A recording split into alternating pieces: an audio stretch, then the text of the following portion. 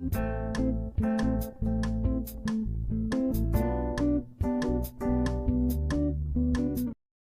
And welcome back to my channel blossoms with Reza. जैसा कि आप देख रहे हैं, मेरा गार्डन इस समय कितना बढ़िया हो गया है। रोज़ भी खूब सारे खिले हुए हैं।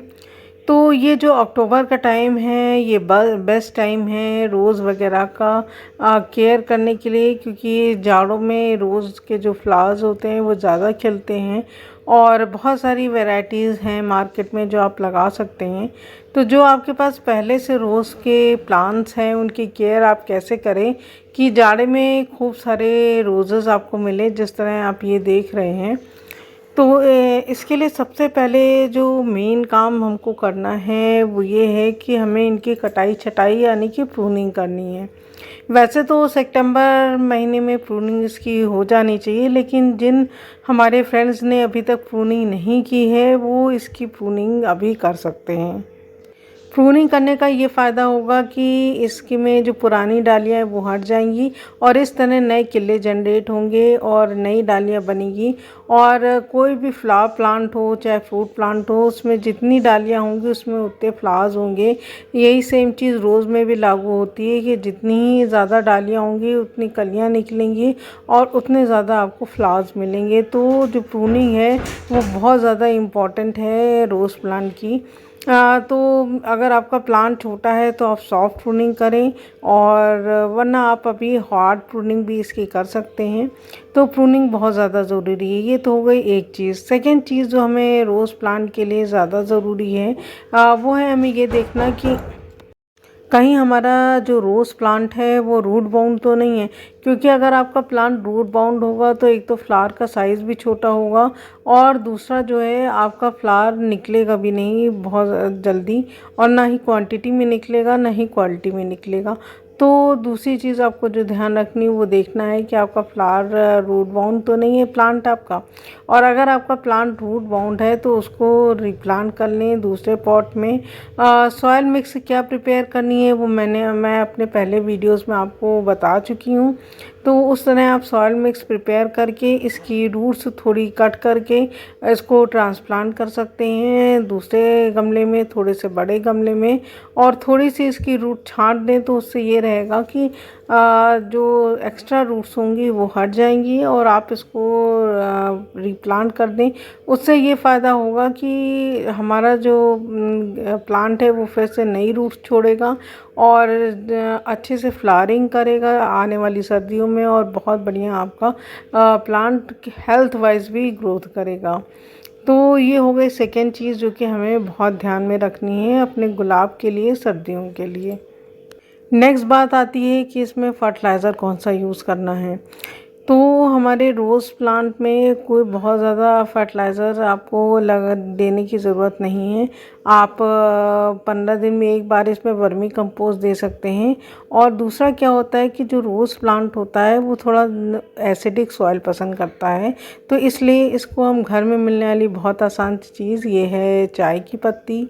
तो आप या तो जब चाय बनाते हैं उसको अच्छे से छान के धो के सुखा के रख लें। टी वो उस टी को आप टी कंपोस्ट को आप डालें। और अगर ऐसा आप नहीं कर पाते हैं तो कुछ नहीं, आपको सिंपल जो चाय की पत्ती घर में अवेलेबल होती है जिससे हम चाय बनाते हैं, वो चाय की पत्ती हमें ये रोज़ प्लांट में डालनी है। तो अगर हमारा जो रोज़ प्लांट का ये गमला है ये 10 से 12 इंच का है, तो इसमें हम करीब 2 चम्मच ये चाय की पत्ती डालेंगे। और ध्यान रखेंगे कि जब भी हम चाय की पत्ती इसमें डालें तो एकदम बीचों बीच नहीं, यानी कि जो आपका स्टेम है प्लांट का उसके पास नहीं डालनी है, किनारे किनारे आपको इसको छिड़कनी है। और छिड़कने के बाद आपको इसकी अच्छे से गुड़ाई कर देनी है। बस ये आप 15 दिन में एक बार करें तो और किसी फर्टिलाइज़र की आपको रोज़ प्लांट में ज़रूरत नहीं पड़ेगी। और आप देखेंगे कि कितने बढ़िया से आपका जो प्लांट है वो डेवलप हो रहा है, उसकी हेल्थ भी कितनी अच्छी है, नए किले भी निकल रहे हैं। प्लस उसमें जो फ्लावरिंग भी है वो भी बहुत अच्छी होगी। तो देखिए इस तरह किनारे किनारे हम सब तरफ इसमें चाय की पत्ती डाल देंगे। बीच में बिल्कुल नहीं डालना है क्योंकि हो सकता है कि वो प्लांट को अफेक्ट करे।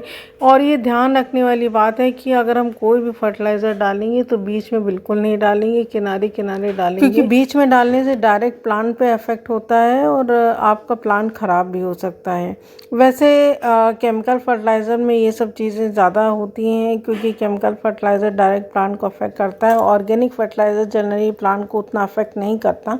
फिर भी हम ये चीज़ ध्यान रखें कोई भी फर्टिलाइज़र डालते समय तो बेटर रहेगा, कोई रिस्क नहीं रहेगा आपका। तो ये हो गया अब इसका फर्टिलाइज़र कि आप ये फर्टिलाइज़र यूज़ करेंगे तो सर्दियों में इसी तरह आपकी फ्लावरिंग होगी जिस तरह आप देख रहे हैं। ये जो प्लांट है ये मेरा सर्दियों का फ्लावरिंग इसमें ये। फिर ये देखिए ये हमारा येलो वाला रोज़ है, कितना बढ़िया खिला हुआ है। तो इस तरह आप ये फर्टिलाइज़र डालेंगे तो आपका प्लांट खूब बढ़िया से जाड़ों में फ्लावरिंग करेगा।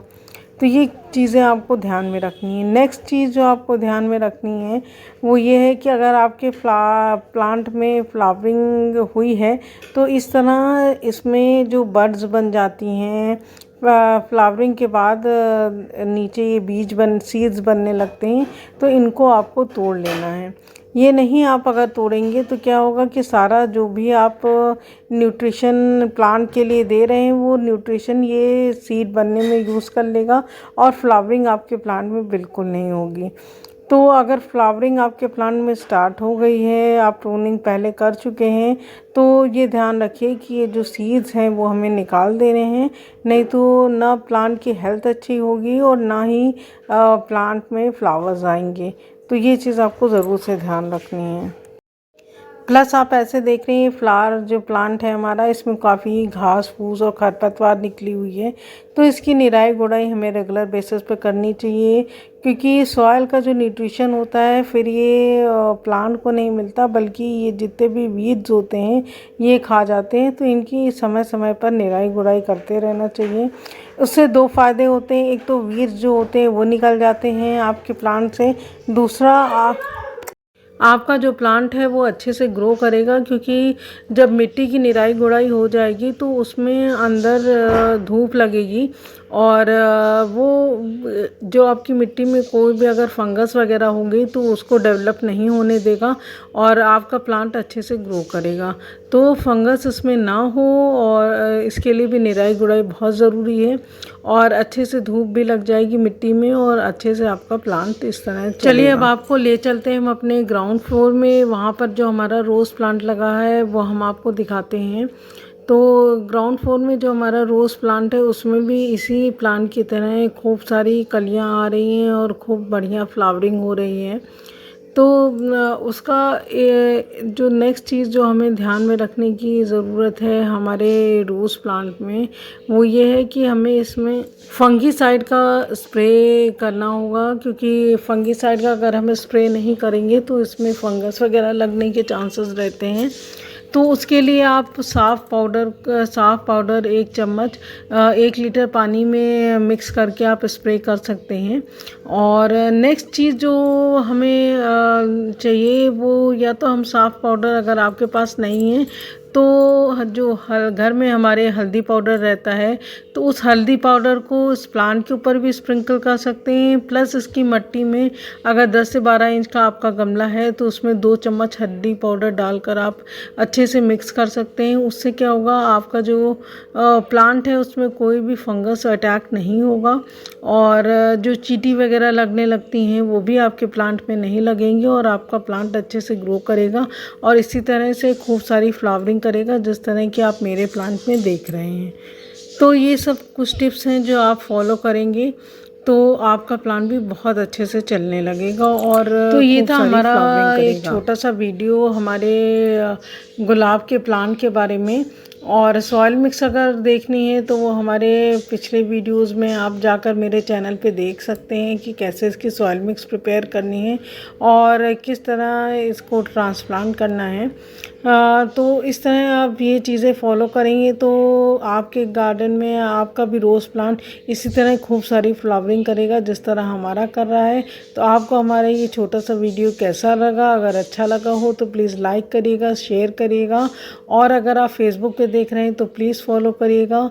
So keep watching and thank you for watching the video.